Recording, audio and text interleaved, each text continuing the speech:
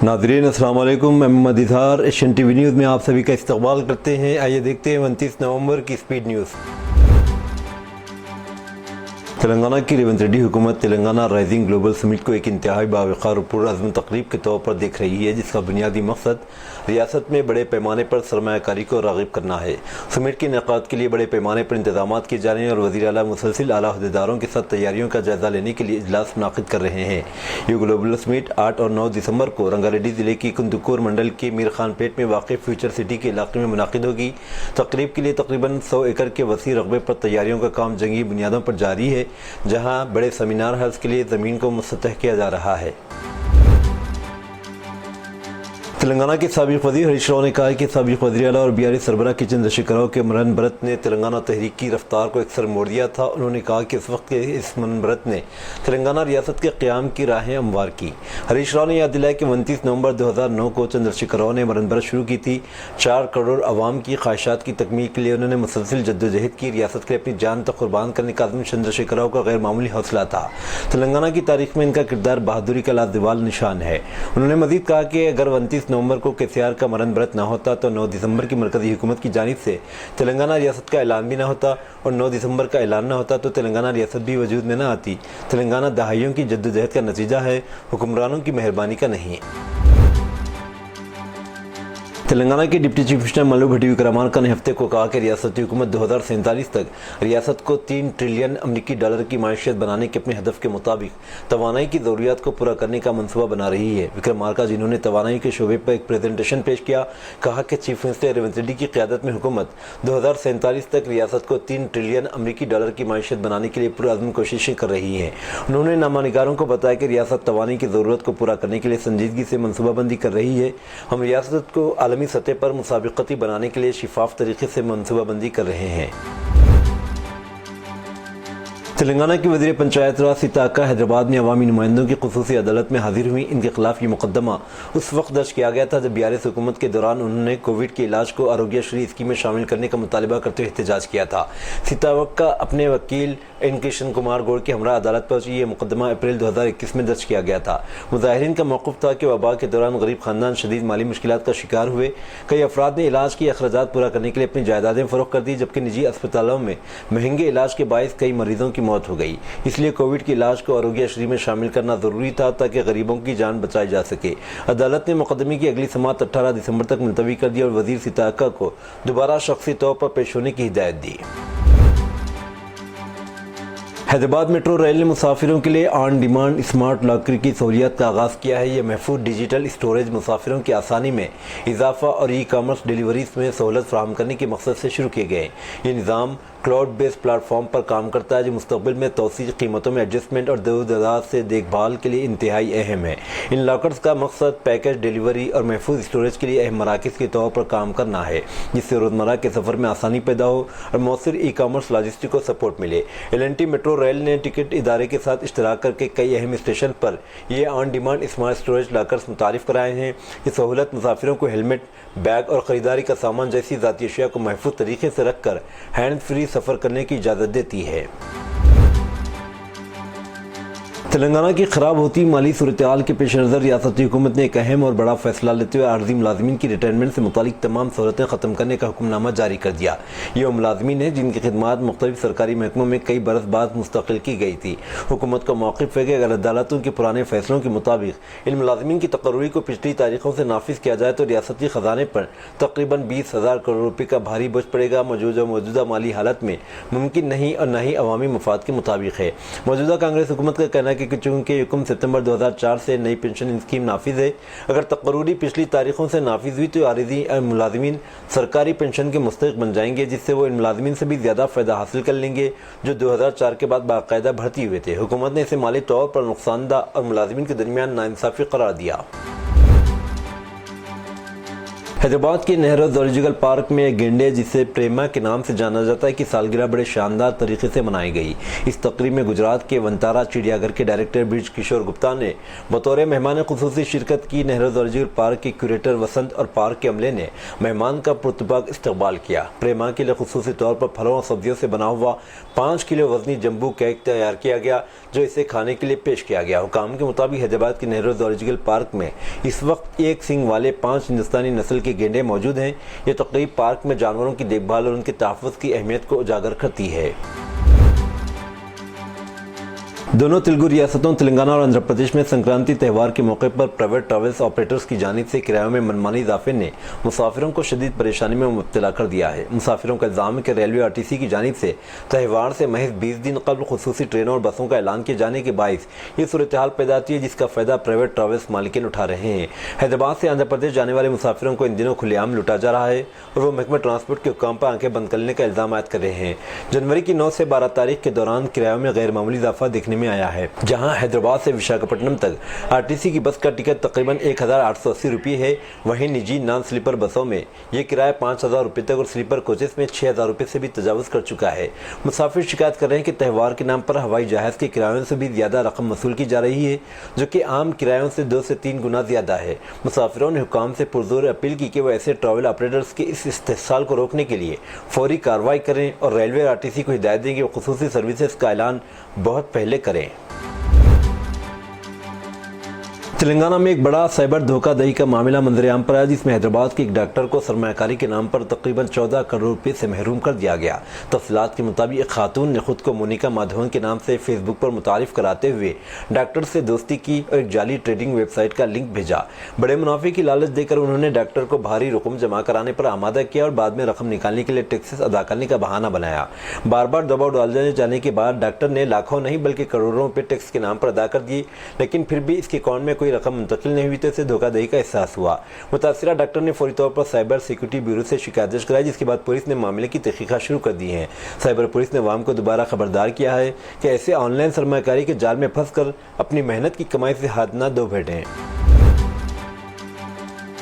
تلنگانہ کے نظام آباد ضلع کے رگھوٹلا منڈل کے ڈون چندا گاؤں سے تعلق رکھنے والے سافٹ ویئر انجینئر سری کانت نے مبینہ طور پر عشق میں ناکامی کے باعث زہریلی دوا پی کر خودکشی کر لی۔ اطلاعات کے مطابق سری کانت گزشتہ 6 سال سے ایک لڑکی سے محبت کر رہا تھا، تاہم لڑکی کے والدین اس رشتے کے لیے رضامند نہیں تھے اور انہوں نے لڑکی کا رشتہ کسی دوسرے شخص سے طے کر دیا۔ اس صورتحال سے دل برداشت ہو کر سری کانت نے انتہائی اقدام کرتے زہر پی لیا۔ اسے تشویشناک حالت میں اسپتال منتقل کیا گیا مگر دوران علاج آج اس کی موت واقع ہو گئی۔ انجینئر سری کانت کی موت کی اطلاع پر رشتہ داروں میں غم غصہ پھیل گیا۔ اہل خانہ اور عزیز و قاریب نے لاش کو پولیس کی گاڑی کی چھت پر رکھ کر زبردست احتجاج کیا اور پولیس سے مطالبہ کیا کہ لڑکی کے والدین کے خلاف کارروائی کی جائے۔ کرناٹک میں وزیر اعلیٰ کے عہدے پر جاری تنازع کے درمیان نائب وزیر اعلیٰ DK شیو کمار ہفتے کی صبح وزیر اعلیٰ سدھارامیا کی رہائش گاہ پر ناشتہ کرنے پہنچے۔ مانا جا رہا ہے کہ دونوں رہنما اس موقع پر تنازع کو حل کرنے پر بات کریں گے۔ کانگریس ہائی کمان نے دونوں کو خود اس معاملے کو حل کرنے کو کہا تھا۔ اس کے بعد سدھارامیا نے شیو کمار کو ناشتے پر مدعو کیا۔ پارٹی قیادت نے کہا کہ معاملات کو حل کرتے وقت اور افہام و تفہیم پر غور کیا جائے گا۔ Leader of opposition Rahul Gandhi کے خلاف جاری ہتک عزت کے مقدمے میں MP MLA کی عدالت میں ایک CD پیش کی گئی۔ CD چلائی گئی تو خالی نکلی، اس میں کوئی مواد موجود نہیں تھا۔ راہل گاندھی پر الزام ہے کہ لندن میں ایک تقریر کے دوران راہل گاندھی نے ونائک دامودر ساورکر کے بارے میں متنازعہ تبصرہ کیا تھا۔ جمعیت علماء ہند کے سربراہ مولانا محمود مدنی نے بھوپال میں تقریب میں لفظ جہاد پر اٹھنے والے سوالات پر اعتراض کیا۔ جمعیت علماء ہند کی نیشنل گورنر باڈی میٹنگ میں انہوں نے کہا، اسلام اور مسلمانوں کے دشمنوں نے جہاد جیسے اسلام کے مقدس تصورات کو غلط استعمال، بد نظمی اور تشدد سے جڑے الفاظ میں بدل دیا ہے۔ مولانا محمود مدنی نے اس موقع پر کہا کہ جب بھی برائی اور ظلم میں اضافہ ہوگا، اس برائی کو ختم کرنے کے لیے جہاد ہوگا۔ آسام کے AIUDF کے MLA امین الاسلام کو نیشنل سیکورٹی ایکٹ NSA کے تحت حراست میں لے جانے کے 6 ماہ بعد گوہاٹی ہائی کورٹ نے ان کی نظر بندی کے احکامات کو منسوخ کر دیا ہے اور ہدایت دی ہے کہ اگر وہ کسی اور معاملے میں مطلوب نہیں تو انہیں رہا کر دیا جائے۔ MLA جو آسام کے ڈھینگ حلقے کی نمائندگی کرتے ہیں کو 24 اپریل کو ایک ریلی میں بیانات کے لیے گرفتار کیا گیا تھا جس میں کہا گیا تھا کہ پہلگام میں 22 اپریل کو ہونے والا دہشت گردانہ حملہ مرکزی BJP حکومت کی سازش تھی۔ 14 مئی کو انہیں اس کیس میں ضمانت مل گئی تھی لیکن اس دن انہیں NSA کے تحت حراست میں لے لیا گیا تھا۔ عصمت دری کے الزام میں سورت کی لاجپور جیل میں سزا کاٹ رہے آسارام باپو کے بیٹے نارائن سائی کی بیرک سے ایک موبائل فون اور سم کارڈ برآمد ہوا۔ پولیس نے کہا کہ نارائن سائی نے لوہے کے دروازے کے پیچھے موبائل فون کو مقناطیسی بنایا تھا اور سم کارڈ کو انہیلر میں چھپا دیا تھا۔ جیل حکام کی شکایت پر پولیس نے نارائن سائی کے خلاف مقدمہ درج کیا ہے۔ جموں کے ناروال میں صحافی عرفات احمد کے مکان کو ضلع انتظامیہ نے غیر مجاز تعمیر قرار دیتے ہوئے جمعرات کو زمین دوز کر دیا تھا۔ اس واقعے سے پیدا ہونے والے غم غصے کے ماحول میں ہندو مسلم اتحاد کی شاندار مثال سامنے آئی، جب مقامی ہندو اور ڈوگرا برادری سے تعلق رکھنے والے کلدیپ کمار شرما نے بے گھر ہونے والے عرفات کو اپنی 5 مرلہ زمین تحفے میں دینے کا اعلان کیا اور میڈیا کے سامنے کاغذات ان کے حوالے کروائے۔ کلدیپ شرما عرفات کو گلے لگاتے ہوئے رو پڑے اور کہا کہ وہ اپنے بھائی کو سڑکوں پر نہیں رہنے دیں گے۔ یہ منظر دیکھ کر دونوں خاندانوں کے افراد بھی ابدیدہ ہو گئے۔ عرفات جن کا گھر بغیر نوٹس گرایا گیا اور جو اپنی بیوی اور بچوں کے ساتھ کھلے آسمان تلے رہنے پر مجبور ہو گئے تھے۔ ہماچل پردیش کے سنجولی علاقے میں مسجد تنازعہ شدت اختیار کر گیا ہے۔ مسجد کی تعمیرات اور قانونی حیثیت کے معاملے پر اختلاف اب عبادت کی آزادی تک جا پہنچا ہے۔ مسلسل دوسرے جمعہ بھی ہندو تنظیموں کے دباؤ اور احتجاج کے باعث مسلمانوں کو نماز جمعہ ادا کرنے نہیں دیا گیا۔ نماز کے وقت مسجد کے اطراف سخت سیکورٹی رہی، جبکہ انتظامیہ نے امن و امان کے لیے پولیس تعینات کی۔ ہندو تنظیموں نے اس ہفتے بھی اسلحہ پوجا کر کے ہر حد تک جانے کی دھمکی دی۔ ادھر ہائی کورٹ میں مسجد کی تعمیر سے متعلق کیس کی سماعت ہوئی، جس میں وقف بورڈ کی پٹیشن کی قابلیت بقا پر بحث ہوگی۔ اس دوران صدرنگ انڈیا کی رپورٹ کے مطابق مسجد کی زمین 1940 میں باقاعدہ وقف کی گئی تھی اور 1954 کے وقف رجسٹر میں بھی اس کا اندراج موجود ہے، جو مسجد کی ملکیت کے ثبوت کے طور پر پیش کیا جا سکتے ہیں۔ فی الحال معاملہ عدالت میں زیر سماعت ہے، مگر حقیقت یہ ہے کہ سنجولی مسجد 2 جمعوں سے نماز جمعہ سے محروم ہے۔ پتنجلی سے وابستہ 2 دیگر کمپنیوں کو ناقص معیار کا گائے کا گھی فروخت کرنے کے معاملے میں 1,40,000 روپے جرمانہ عائد کیا گیا۔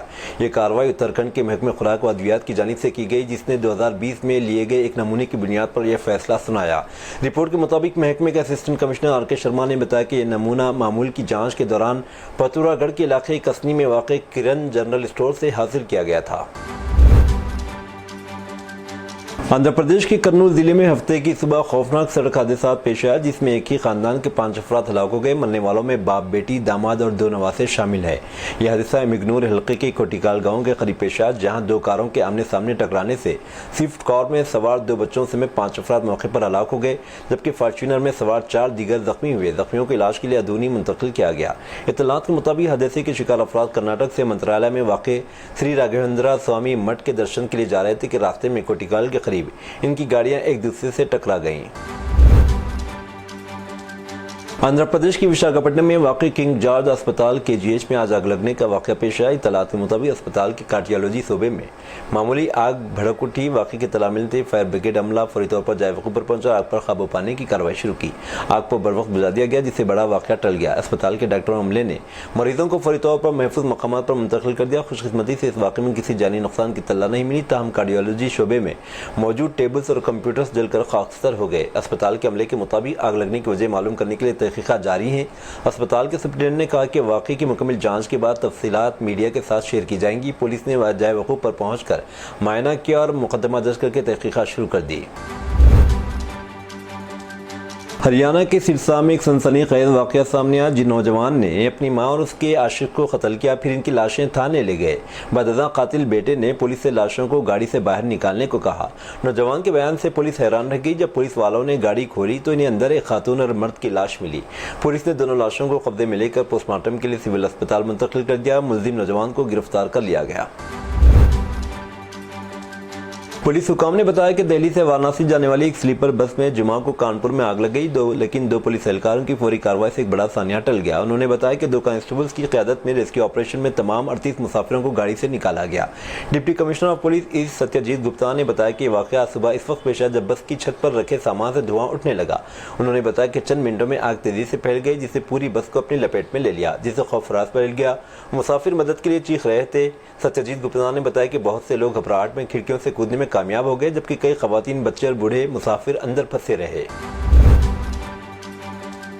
स्काई डाइनिंग रेस्टोरेंट में सुकून से खाना खाते हुए कुदरती मनाजिर से लुत्फ अंदोज होने के ख्वाहिशमंद सयाहों को ऐसा तल्ख तजुर्बा हुआ जिसकी उन्होंने तवक्के भी नहीं की थी। उन्हें ऊपर ले जाने के बाद क्रेन में खराबी पैदा हुई और अचानक रुक गया, जिसके नतीजे में रेस्टोरेंट की प्लेटफॉर्म पर मौजूद लोग 2 घंटे से ज़्यादा खौफ और बेचैनी के आलम में फंस कर रह गए।